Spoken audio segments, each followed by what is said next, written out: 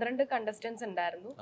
അതിനകത്ത് 11 പേർക്കും 11 അമ്മമാരും ഡാൻസേഴ്സ് ആയിരുന്നു. അമ്മ മാത്രം ഡാൻസർ അല്ല. അപ്പൊ ഇതിലേക്ക് ഇപ്പൊ സെലക്ട് ചെയ്യുന്ന സമയത്ത് അല്ല, അതിൽ ഒരാളും കൂടി ഉണ്ട്.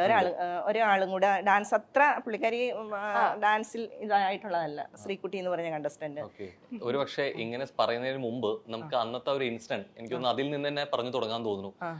കാരണം ഇപ്പൊ ഏത് റിയാലിറ്റി ഷോ ആണെങ്കിലും ഏത് ഷോ ആണെങ്കിലും അതിന്റെ വിധി വരുന്ന ദിവസം അല്ലെ, അതിലേക്ക് തന്നെയാണ് ഇപ്പോഴും കാത്തിരിപ്പ്. പ്രേക്ഷകരാണെങ്കിലും അതിലെ മത്സരാർത്ഥികളാണെങ്കിലും ആ ഒരു ദിവസം ഇത്രത്തോളം ഒരു ഷോക്ക് ഉണ്ടാവാൻ കാരണം എന്തുകൊണ്ടാണ്? ഇപ്പൊ പലപ്പോഴും വിധി അങ്ങോട്ടും ഇങ്ങോട്ടൊക്കെ മാറിയേക്കാം, നമ്മൾ പ്രതീക്ഷിക്കുന്നതിനപ്പുറം ആയേക്കാം. പ്രത്യേകിച്ച് ഫിനാലിലെ 5 പേരുണ്ട് അല്ലെ, 5 പേര് ഉണ്ട്. അപ്പോ എങ്ങനെയാണ് നമ്മൾ പ്രതീക്ഷിച്ചൊരു സ്ഥാനമില്ലാത്തതായതുകൊണ്ടാണോ അതോ അതിന് യോഗ്യത ഇല്ലാത്തവർക്ക് അത് കൊടുത്തോണോ? ഏതാണ് ഏറ്റവും കൂടുതൽ ഷോക്ക് ആക്കിയത്? എന്താ നിങ്ങളെ? എന്നെ ഏറ്റവും കൂടുതൽ ഷോക്ക് ആക്കിയത് ഞങ്ങളെ രണ്ടുപേരെയും.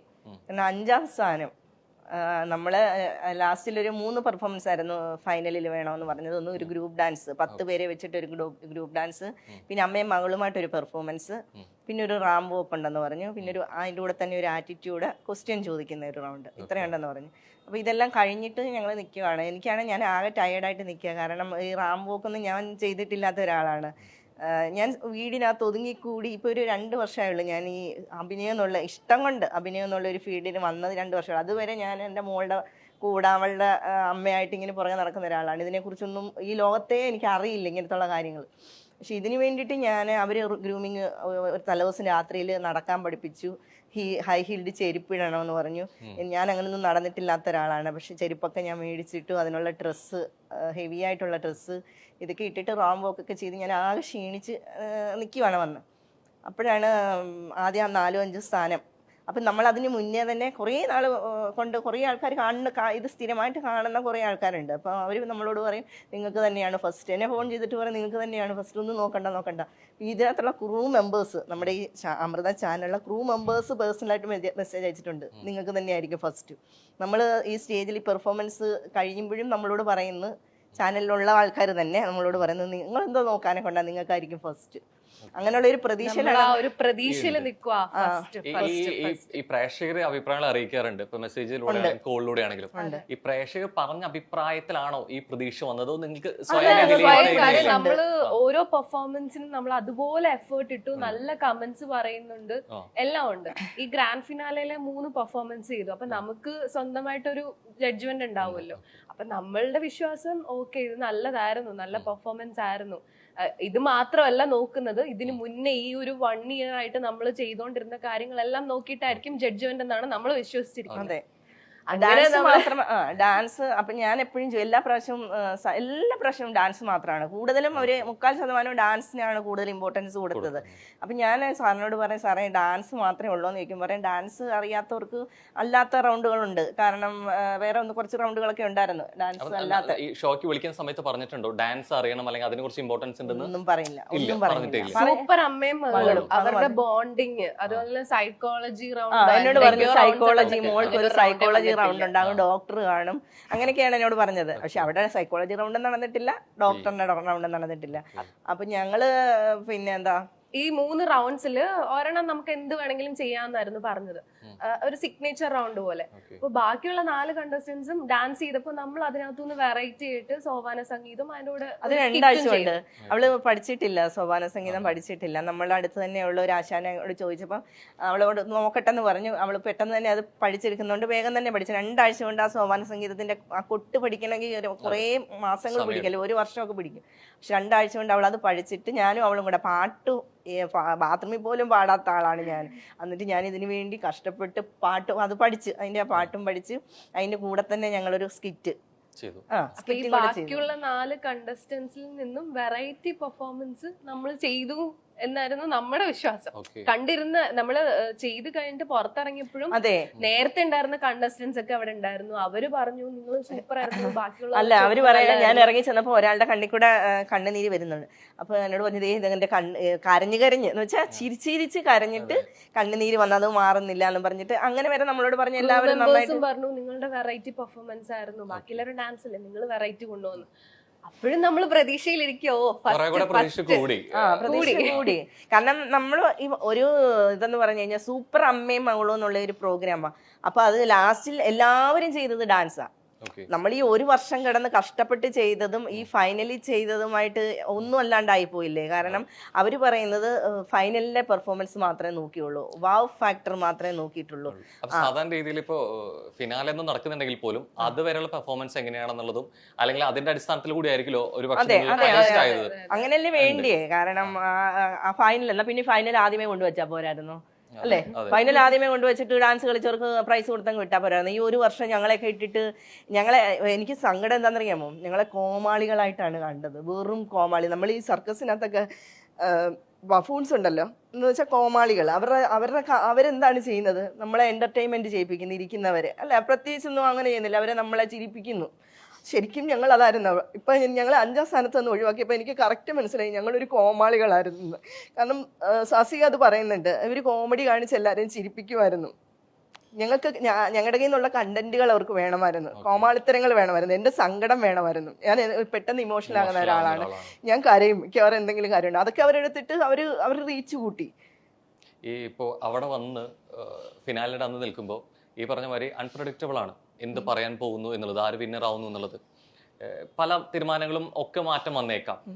പക്ഷെ എന്നാൽ പോലും എന്താണ് വിധി എന്നുള്ളത് അതിനെ സ്വീകരിക്കുക, അതിനെ ഉൾക്കൊള്ളുക എന്നുള്ളൊരു സംഭവം മൈൻഡ് സെറ്റും കൂടി ആയിരിക്കും ഒരു പക്ഷെ അവിടെ ഉണ്ടാവുക.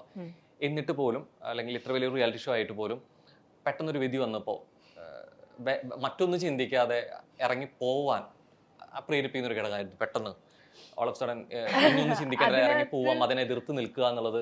കാരണം അതിന് ശേഷം ഉണ്ടാവാൻ പോകുന്ന കാര്യങ്ങൾ, സ്റ്റേജിനെ കുറിച്ചോ ഫേസ് ചെയ്യേണ്ട കാര്യങ്ങളെ കുറിച്ചോ ഒന്നും ഓർക്കാതെ അങ്ങനെ ഒരു തീരുമാനത്തിലേക്ക് എത്തായിരുന്നു. അവിടാണ് ശരിക്കും പറഞ്ഞു കഴിഞ്ഞാൽ സൂപ്പർ അമ്മയും മകളും തമ്മിലുള്ള ഒരു ബോണ്ടിങ് എന്ന് പറയുന്നത്. ഞങ്ങൾ തമ്മിൽ അവിടെ സംസാരിച്ചില്ല, ജസ്റ്റ് ഒരു നോട്ടം. ആ നോട്ടത്തിൽ തന്നെ ഞങ്ങൾക്ക് രണ്ടുപേർക്കും കാര്യം മനസ്സിലായി. ചിലപ്പോ എനിക്ക് മേടിക്കണമെന്നുണ്ടായിരിക്കാം, അവൾക്ക് മേടിക്കണ്ടെന്നായിരിക്കാം, ചിലപ്പോ തിരിച്ചു ആകാം. അല്ലെങ്കിൽ അവള് വെളിയിൽ ഇറങ്ങിയിട്ട് എന്നോട് പറയാം അമ്മ എന്താ മേടിക്കാഞ്ഞത്, എനിക്ക് മേടിക്കണം. പക്ഷെ ഞങ്ങൾ രണ്ടുപേരും കൂടെ ഒരു നോട്ടം നോക്കിയതേ ഉള്ളൂ. അനൗൺസ് ചെയ്യുകയും ഞങ്ങൾ രണ്ടും ഷോക്ക് എന്ന് പറഞ്ഞാൽ അമ്മാതിരി ഷോക്കായിപ്പോയി. കാര്യം ഇത്രയും നാളും നമ്മൾ കഷ്ടപ്പെട്ടത് വെറുതെ ആയി പോയോ, അല്ലെങ്കിൽ നമ്മുടെ കയ്യിൽ നിന്ന് ഒരുപാട് പൈസ ഇതിനു വേണ്ടിയിട്ട് മുടക്കിയിട്ടുണ്ട്, അതൊക്കെ വെറുതെ. 3 ലക്ഷം രൂപയാണ് ഇതിന്റെ ഫസ്റ്റ് പ്രൈസ് എന്ന് പറഞ്ഞ്. ഞങ്ങൾക്ക് 6.5 ലക്ഷം രൂപ ഒരു വർഷം കൊണ്ട് ഞങ്ങൾ. അപ്പൊ ഈ ഇത്രയും രൂപ 3 ലക്ഷത്തിന് വേണ്ടിയിട്ട് ഒരു 6.5 ലക്ഷം ചിലപ്പോ എനിക്കായിരിക്കും കുറവ്, മറ്റുള്ള അമ്മമാർക്ക് അതിലും കൂടുതലായിട്ടുണ്ടെങ്കിലേ ഉള്ളൂ. അങ്ങനെയുള്ള കുറെ വിഡ്ഢികളാണ് ഞങ്ങൾ ഇത്രയും ഒരു 3 ലക്ഷം രൂപയ്ക്ക്. അപ്പൊ അങ്ങനെ നിക്കണ ടൈമില് ഞങ്ങൾ എന്തൊരു നോട്ടം നോക്കി ഞങ്ങളോട് പറഞ്ഞു ഫ്രണ്ടിലോട്ട് കയറി നിൽക്കാം. അപ്പോഴും നമ്മൾ വിചാരിക്കുന്നു ഇവര് നമ്മളെ പ്രാങ്ക് ചെയ്യുമായിരിക്കും, ചിലപ്പോ ആദ്യം തന്നെ ഫസ്റ്റ് ആയിരിക്കും. എന്റെ മൈൻഡ് എന്റെ മൈൻഡ് ഞാൻ വേറെ ഒന്നും കാണുന്നില്ല. അയ്യോ സാസിക പിന്നെ വിളിച്ചിങ്ങനെ കാണിക്കുന്നു, അതിനകത്ത് ഇവര് വെറുതെ നമ്മളെ ഒരു പ്രാങ്കിന് വേണ്ടിയിട്ട്. അപ്പോഴും ഞാൻ അതിന്റെ ഒരു റിയൽ ആയിട്ട് ചിന്തിക്കുന്നില്ല 5ാം സ്ഥാനം തന്നെയാണെന്ന്. അപ്പൊ നിന്ന് അപ്പോഴത്തേക്ക് ട്രോഫി എടുക്കാൻ പോയി. പിന്നെ സാസിയെ കൊണ്ടുവന്ന് ശ്വേതാജിയിലോട്ട് ട്രോഫി കൊടുത്ത്, ട്രോഫി മാത്രം, കയ്യിൽ വേറെ ഒരു ഇതും ഇല്ല, അല്ലെങ്കിൽ ഒരു ക്യാഷ് പ്രൈസോ അങ്ങനെയുള്ള ഒന്നുമില്ല, ട്രോഫി മാത്രം. അപ്പൊ ഞാൻ ഇവളെ ഇങ്ങനെ ഒന്ന് നോക്കിയപ്പം ഞങ്ങൾ രണ്ടുപേരുടെയും കണ്ണുകൊണ്ട്, അതാണ് ഒരു ബോണ്ടിങ് എന്ന് പറയുന്നത്. കണ്ണുകൊണ്ട് വേണ്ട, കാരണം ഈ ഒരു വർഷമായിട്ട് ഞങ്ങൾ കിടന്ന് കഷ്ടപ്പെട്ടു ആ ഒരു ചാനലിൽ. എനിക്ക് ഒത്തിരി എന്താ പറയുന്നേ, എനിക്ക് 48 വയസ്സ് പ്രായമുള്ള ആളാണ് ഞാൻ. ഇതിന് വേണ്ടിയിട്ടുള്ള എഫേർട്ട് എൻ്റെ ജീവിതത്തിൽ ഞാൻ ഇത്രയും നാളെടുത്തില്ല. എൻ്റെ കാലിന് മുട്ടിനൊക്കെ പ്രശ്നമുള്ള, ഡാൻസ് കളിക്കാനൊക്കെ കൊണ്ടറിയാത്ത ഞാൻ ഡാൻസ് കളിച്ചു. കഥാപ്രസംഗം പറയാനറിയാത്ത ഞങ്ങൾ രണ്ടുപേരും കൂടെ കഷ്ടപ്പെട്ട് കഥാപ്രസംഗം പറഞ്ഞു, സ്കിറ്റുകൾ ചെയ്തു, ഔട്ട്ഡോർ ടാസ്കിന് കരമന മാർക്കറ്റിൽ പോയി പച്ചക്കറി കച്ചവടം, തെരുവിൽ നിന്ന് പച്ചക്കറി കച്ചവടം ചെയ്തു. ഇതൊക്കെ ഒത്തിരി എഫേർട്ട് എടുത്തിട്ട് ഞങ്ങൾ നാണം കെട്ടൊക്കെ അങ്ങനെ കുറേ കാര്യങ്ങൾ ചെയ്തു. കാരണം നമുക്ക് ഇതിനകത്ത് വിജയിക്കണം, അല്ലെ അങ്ങനെ ഒരു സംഭവം ഉള്ളത് കൊണ്ടാണ് ഇത്രയും പരസ്പരം സംസാരിക്കാതെ ഉണ്ടായ, അല്ലെങ്കിൽ പറയാതെ തന്നെ വാക്കുകളിൽ ഇല്ലാതെ മനസ്സിലാക്കിയ കാര്യം കൂടിയാണ് ഇറങ്ങി പോകുന്നു എന്നുള്ളത്. പക്ഷെ അത് കഴിഞ്ഞിട്ടായിരിക്കും പലപ്പോഴും നമ്മൾ കുറെ കാര്യങ്ങൾ റിയലൈസ് ചെയ്യുക, തിരിച്ചറിയുന്ന ഒരു മൊമെന്റ് ഇതൊക്കെ കഴിഞ്ഞിട്ട് പിന്നീട് നോക്കുമ്പോഴായിരിക്കും അവിടെ വന്ന് പോകുന്ന, അവിടെ കണ്ട പ്രേക്ഷകരോ അല്ലെങ്കിൽ ബാക്കിയുള്ളവരോ എന്തായിരിക്കും നിങ്ങളെ കുറിച്ച് സംസാരിക്കാനെ കുറിച്ച് ചിന്തിച്ചിട്ടുണ്ടോ? നിങ്ങൾ സപ്പോർട്ട് ചെയ്തിട്ടായിരിക്കോ, അത് എഗെയിൻസ്റ്റ് ആയിരിക്കും? ആരും സംസാരിച്ചിട്ടില്ല, എല്ലാരും നമ്മളെ സപ്പോർട്ട് ചെയ്തതേ ഉള്ളൂ, നമ്മളെ ചേർത്ത് പിടിച്ചേ ഉള്ളൂ. പക്ഷെ അവിടെ ഫ്ലോറിൽ നടന്നത് വേറെ സംഭവങ്ങളായിരുന്നു. ഞാൻ ഇത് വേണ്ടാന്ന് പറഞ്ഞപ്പോ ഞങ്ങൾ രണ്ടുപേരും കൂടെ കൈ കൊണ്ട് കാണിച്ചു, വേണ്ട ഇങ്ങനെ കാണിച്ച് അപ്പം ഞാൻ പറഞ്ഞു, അപ്പം ശ്വേതാജിക്ക് പെട്ടെന്ന് അത് എന്തോ വിഷമം തോന്നിയിട്ടുണ്ട്. അപ്പം ഞാനിങ്ങനെ കാണിച്ചു കഴിഞ്ഞപ്പോഴത്തേക്ക് ഞാൻ പറഞ്ഞു എനിക്ക് സംസാരിക്കണം, കാരണം നമ്മൾ വേണ്ടാത്തതിന് കാരണം പറയണമല്ലോ.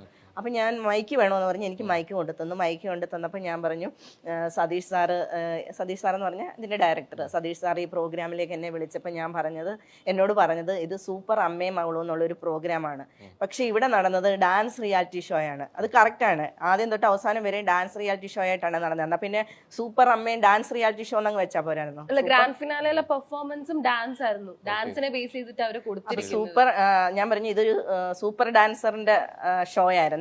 അപ്പൊ അതിനകത്ത് എനിക്ക് ഡാൻസ് അറിയാത്ത ഒരാളാണ്, ഞാൻ ഡാൻസ് അറിയാത്ത ഒരാള് ഈ ട്രോഫിക്ക് അർഹയല്ല, അതുകൊണ്ടാണ് ഞാനിത് മേടിക്കാത്തതിന്റെ കാരണം എന്ന് പറഞ്ഞിട്ടാണ് ഞാൻ അവിടെ നിന്ന് ഇറങ്ങിപ്പോയി. വേറെ അവരെ ചീത്ത വിളിച്ചിട്ടില്ല, ശ്വേതാജിയായി ഒന്നും പറഞ്ഞിട്ടില്ല, സ്വാസിയോടൊന്നും പറഞ്ഞിട്ടില്ല, ചാനലിനെതിരെ പറഞ്ഞിട്ടില്ല. എന്റെ നിലപാട് പറഞ്ഞു, ഞാൻ മേടിക്കാത്തതിന്റെ കാരണം അത് ഞാൻ പറഞ്ഞു. കാരണം അത് അവരെനിക്ക് വെച്ച് നീട്ടുന്ന ഒരു ട്രോഫിക്ക് എനിക്ക് നിരസിക്കാനുള്ള ഇതുണ്ടല്ലോ, എനിക്ക് വേണ്ടാന്ന് വെക്കാനുള്ള ഒരു അവകാശം എനിക്കുണ്ട്. ഓസ്കാർ വരെ ആൾക്കാർ വേണ്ടെന്ന് വെക്കുന്നു ഇല്ലേ, അപ്പൊ അതിന് നെഗറ്റീവായിട്ട് പറഞ്ഞതായിരിക്കാം ചാനലിൽ അത് അഭിപ്രായം കൃത്യമായിട്ട് രേഖപ്പെടുത്തിയിട്ടുണ്ട്. ഫ്ലോറിൽ വെച്ച് മൈക്കിൽ കൂടെ പറഞ്ഞു, പക്ഷെ അവരത് കാണിച്ചില്ല, അവരത് ഞങ്ങൾ ഇറങ്ങി പോകുന്നതും പിന്നെ അതിനുശേഷം നടന്ന കുറച്ച് ഡ്രാമകളുണ്ട് അവരുടേതായിട്ടുള്ള രീതിയിൽ. അവര് കുറച്ച് എല്ലാരും കൂടി ഗൂഢാലോചന നടത്തിയിട്ട് നമ്മളെ നെഗറ്റീവ് ആക്കുന്ന രീതിയിൽ കുറച്ച് ശ്വേതാജി അതിനകത്ത് പറയുന്നുണ്ട്, ആർട്ടിസ്റ്റ് ആണെങ്കിൽ ഒരു ആർട്ടിസ്റ്റ് അങ്ങനെ ഇറങ്ങി പോകാൻ പാടില്ല, ഫ്ലോറിനെ നമ്മൾ ഡിസ്റെസ്പെക്ട് ചെയ്തു, ശ്വേതാജി അങ്ങനെ ചെയ്തു എന്നൊക്കെ. പക്ഷേ ഞാനിപ്പോൾ ഈ ഷോ ശ്വേതാജി കാണുമായിരിക്കാം, കണ്ടിട്ടുണ്ടെങ്കിൽ ഞാനും എൻ്റെ മോളും ആദ്യമേ തന്നെ പറയുന്നു ശ്വേതാജിയോട് ഞങ്ങൾ ഒത്തിരി ഒരു സോറി പറയുന്നു.